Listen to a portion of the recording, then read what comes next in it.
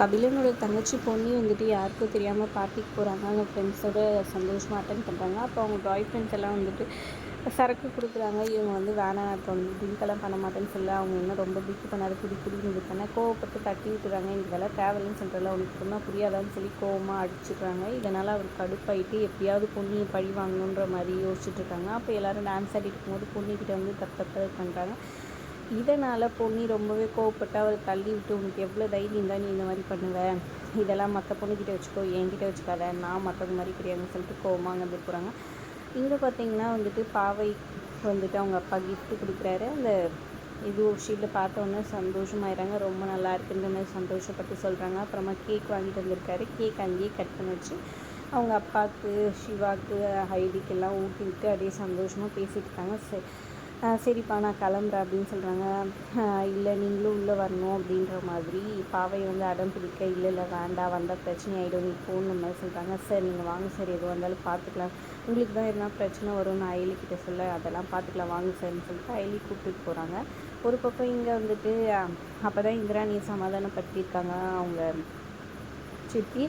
அதுக்கப்புறம் வந்துட்டு சரி ஓகே, நம்ம பாவை எங்கே போனால் இன்னும் வரல, ஐலின்னு சொல்லி கூப்பிட்றாங்க. ஐலி வராதனால சரின்னு போய் பார்க்க சொல்கிறாங்க.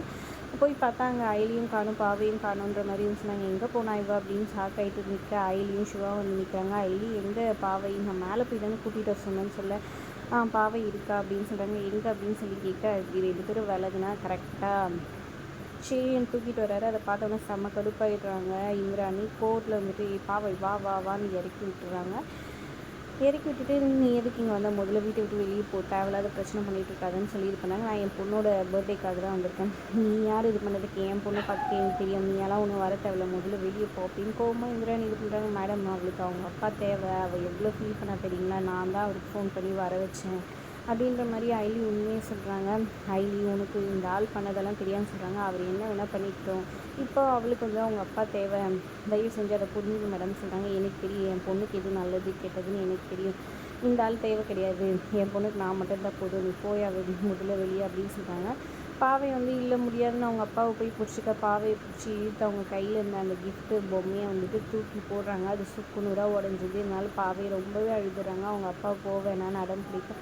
ஆனாலும் அவங்க அப்பா ஃபீல் பண்ணி அழுதுகிட்டே அங்கே வந்து போகிறாரு. ரொம்பவே சென்டிமெண்ட் சீன் சூப்பராக இருந்துச்சு. அப்புறம் பாவை வந்து ஃபீல் பண்ணிட்டு உட்காந்துட்ருக்க, இந்திராணியும் ஒரு பக்கம் கோவமாக நின்றுட்டுருக்கா. அப்போ சரி கேக் வெட்டிடலான்னு சொல்லிட்டு பாவையை கூப்பிடுங்க, நீங்கள் சொன்னாதான் வருவான்னு சொல்லிவிட்டு அவங்க இவங்ககிட்ட சொல்கிறாங்க. அவங்களும் போயிட்டு பாவையை கூப்பிட்டு சரின்னு பாவையும் முன்னாடி வந்து நிற்கிறாங்க. என்ன நடக்க போகுதுன்றதை பொறுத்திருந்து பார்க்கலாம். வீடியோ பிடிச்சிருந்தா லைக் பண்ணிக்கோங்க. தேங்க்ஸ் ஃபார் வாட்சிங்.